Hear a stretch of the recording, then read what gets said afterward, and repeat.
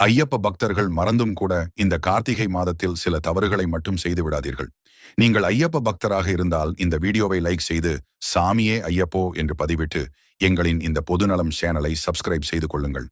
கார்த்திகை மாதம் புதிதாக கல்யாணமானவர்கள் அமாவாசை, ஏகாதசி, பௌர்ணமி, அஷ்டமி, நவமி போன்ற நாட்களில் தாம்பத்தியம் வைத்துக் கொள்ளக்கூடாது. இந்த மாதத்தில் புதிதாய் வாகனம் மற்றும் நிலங்கள் வாங்கக்கூடாது. கார்த்திகை தீபம் ஏற்றும் வரை சுப காரியங்களை செய்வது அல்லது தொடங்குவது நல்லதில்லை.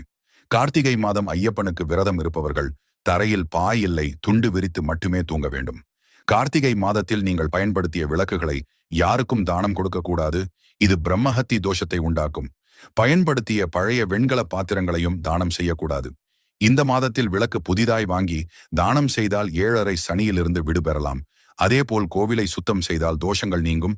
இதுபோல் நிறைய ஆன்மீக தகவல்களை பெற எங்கள் பொதுநலம் சேனலை சப்ஸ்கிரைப்